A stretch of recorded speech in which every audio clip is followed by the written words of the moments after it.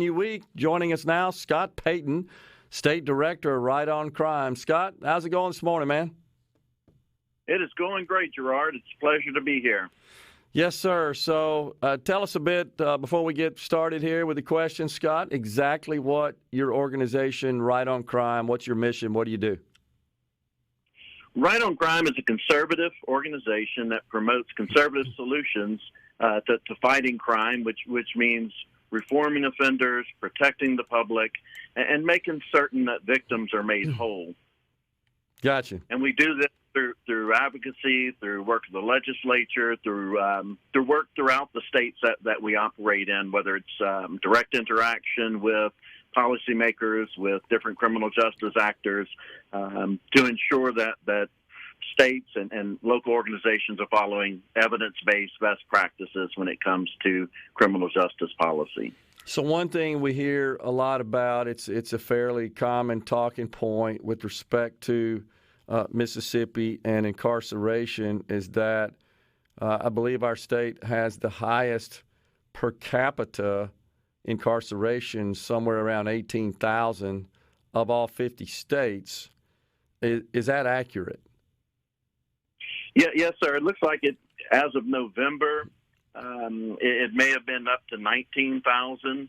And yes, it would be, there are other states like Louisiana, for example, Oklahoma, several other states. We go back and forth with the highest incarceration per capita. So that would be correct. This is always a statistic, I got to tell you, Scott, that intrigues me from the perspective of exactly how meaningful it is. And what I mean by that is that because we got a higher percentage of our population committing crime, and therefore we have more that are incarcerated, or rather, is it a function of perhaps some of our statutes, some of our laws, where we're maybe overly zealous in incarcerating people that for which there's really no need to do so. So tell us about that. Yeah, that's a great question, Gerard, and one that I know all states have to look at carefully. It's a combination. There are some times where we're sending nonviolent individuals to prison much longer than they should be going to prison. If you think about it, the whole purpose of incarceration is deterrence, retribution, incapacitation, and rehabilitation. And when you look at those, there has to be a consequence for those that are committing crime. So if the police and the courts are sending these individuals over to DOC, there has to be a way to work through this. So I think that number, when you look at 19,000, you certainly don't want to be the highest incarcerator, but it doesn't mean that everything is in shambles. It means that there's more work that needs to continue to be done, and we do that each session when we go back and take a good look at the laws that are on the books that are relating to sentencing, and the whole purpose of what Right on Crime has been doing with our Correctional Leadership Network, where we had Commissioner Burl Cain on last week, is to talk about that. Is what is he doing, and what does that number mean to him? And he's pretty blunt. He said that violent people and criminals need to be off the street and they need to be in prison. And there goes the deterrence and the incapacitation and the retribution portion of corrections. And I think when we focus on what we do with them when they leave prison, we have about 1,500 every quarter leave MDOC facilities and go back into our communities. We intermingle with them every day. So what are we doing when they're locked up? What are we doing with that 19,000? Because 95% of those are coming back home. They're going to be in our communities, and we want to make sure that the crime rate, I think, is a good indication, more so than the number of people that are incarcerated. And if you look at our numbers in Mississippi, we're right about or above average on the crime rates. Nonviolent crime is above average. Violent crime is below the national average. So those are good numbers. One crime is one crime too many for the victims that are involved. But when we're looking at it, as Commissioner Kane said, it's not a lock and feed. It's not warehousing. There's programming inside that hopefully when individuals leave MDOC, and we know that they will at some point, when they leave there, they have the tools to be successful and don't get caught up in the system again. What can you tell us, Scott, about any specific policies or legislation that you'd like to see passed, enacted in the state to address this issue? Gerard, I think we need to look at, one, making sure that we understand kind of where this rise in violent crime is coming from. Go back and look at our sentencing.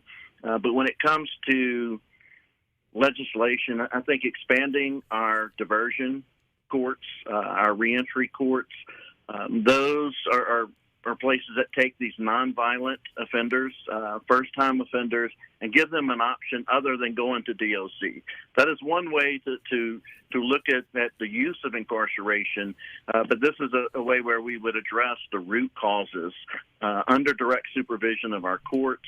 It saves money, but it also saves lives when it comes to possibly satisfying that fourth purpose of our prison system, which would be rehabilitation or a transformation of someone, correcting those behaviors that are getting them in trouble in the first place. When you discuss this, Scott, with our lawmakers, what kind of reaction do you get? I think we get really good, or we have been getting some really good positive feedback from lawmakers when it comes to reentry in general.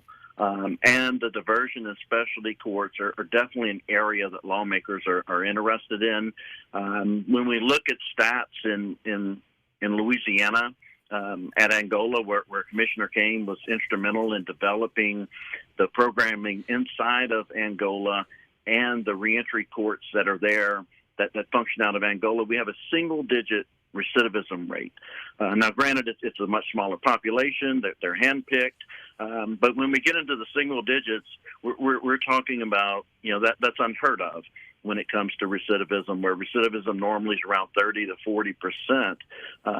That's great. There's fewer people committing crimes, there's fewer victims, and it's fewer people going back into the system. That's where our failure happens is when individuals go through MDOC and come out, and then within a year or two are back in the same situation they are. It's tying up our law enforcement our law enforcement needs to focus on these violent offenses and arresting these individuals, clearing the violent crime rates, arresting those that need to be arrested and held to account.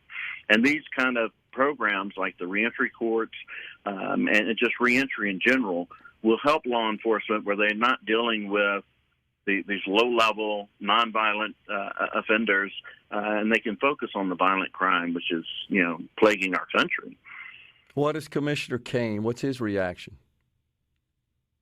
As far as reentry courts? Right. Or just reforming the system to try to focus, I guess, more on those who are committing violent crimes. He is very committed to creating an environment within MDOC where individuals, where they're addressing the deviant behaviors, as he says it, that got them into prison in the first place.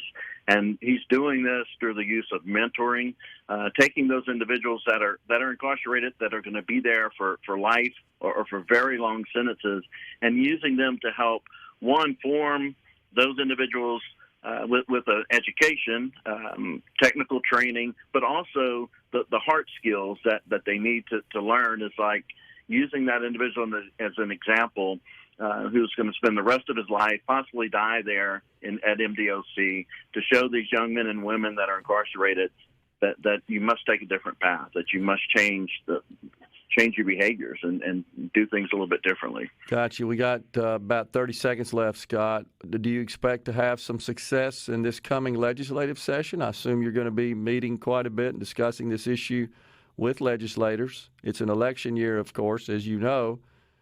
Who's pulling on the other side against this? Is it law enforcement that have concerns? I think, Gerard, when it comes to sound criminal justice policies, when we're looking at reentry, the fear sometimes, or if there is any objection, it may come from prosecutors and law enforcement, and it may be just a simple misunderstanding of what we're looking to do with reentry. We're talking about individuals that are already out. We're not talking about letting people or opening the doors to the prisons and letting people out. We're talking about those that have served the sentences that our legislature has assigned to those particular crimes and are doing what the judges and the courts have asked them to do. Gotcha. Scott, appreciate you coming on. Thanks a lot. Thank you, Gerard. Scott Peyton, State Director, Right on Crime, has been our guest. We're in the Element Wealth Studios. Middays will come right back.